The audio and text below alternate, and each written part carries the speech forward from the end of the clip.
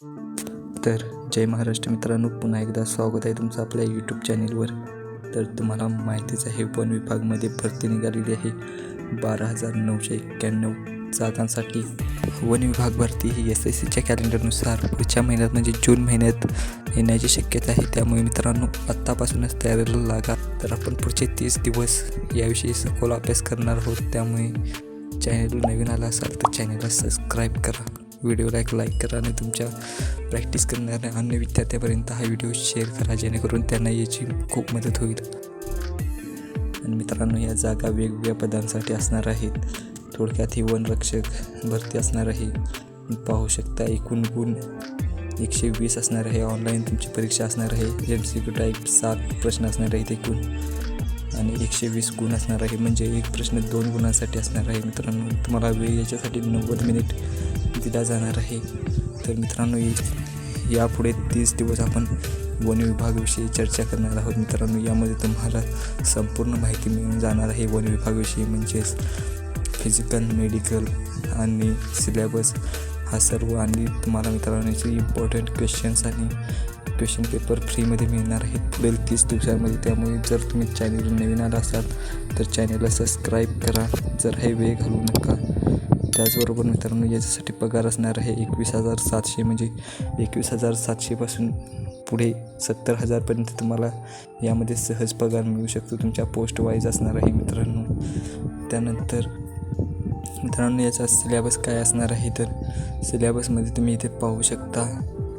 सामान्य ज्ञान, जैवविविधता, वन्यजीव, पर्यावरण संतुलन 30 गुणांसाठी असणार आहे मित्रांनो. म्हणजे थोडक्यात सामान्य ज्ञान असणार आहे. त्यानंतर बुद्धिमत्ता चाचणी तुम्हाला 30 गुणांसाठी असणार आहे. मराठी 30 गुणांसाठी असणार आहे आणि इंग्रजीसुद्धा 30 गुणांसाठी असणार आहे. हे 4 विषय असणार आहेत मित्रांनो तुम्हाला. आणि याचा सखोल सिलेबस जे काही असणार आहे तो आपण पुढच्या व्हिडिओमध्ये पाहणारच आहोत. त्यानंतर मित्रांनो, याच्यासाठी शारीरिक क्षमता असणार आहे. तुम्ही पाहू शकता, उंची 163 सेंटीमीटर पाहिजे पुरुषांची उंची, आणि स्त्रियांची उंची ही 150 सेंटीमीटरपेक्षा जास्त पाहिजे. त्यानंतर छाती आहे न फुगवता 79 सेंटीमीटर पाहिजे पुरुषांची छाती, आणि फुगवून 84 सेंटीमीटरपेक्षा जास्त व्हायला पाहिजे, तरच तुम्ही यामध्ये सिलेक्ट होणार आहात मित्रांनो. तर ही झाली शारीरिक क्षमता.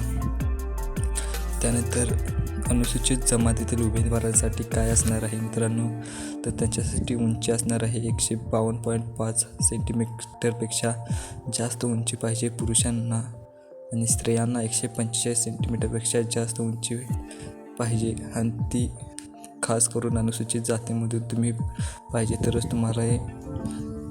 त्यानंतर मित्रांनो, छाती दिलेली आहे न फुगवता 79 आणि फुगवून 84 सेंटीमीटर.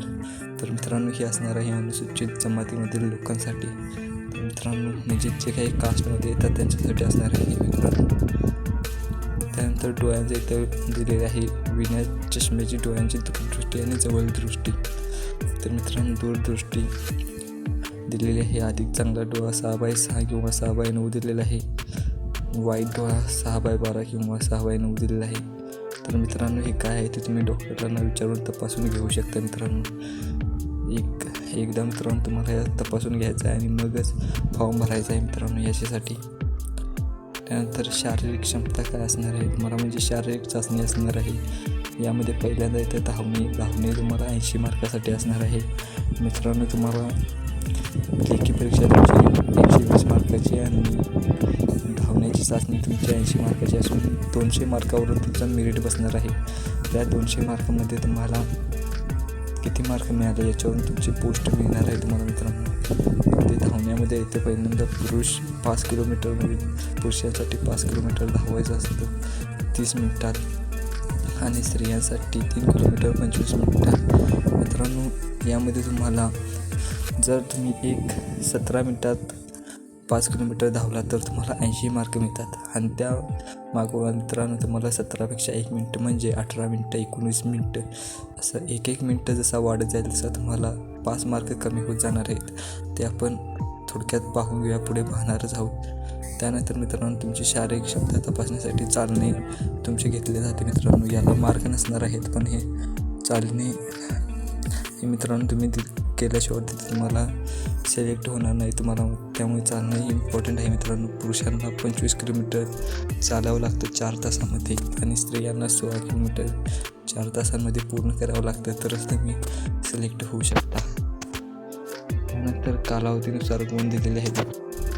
मित्रांनो थोडक्यात बघून घ्या, तुम्ही वाचून घ्या, पूर्ण तुम्हाला थोडक्यात माहिती सगळी समजून जाईल.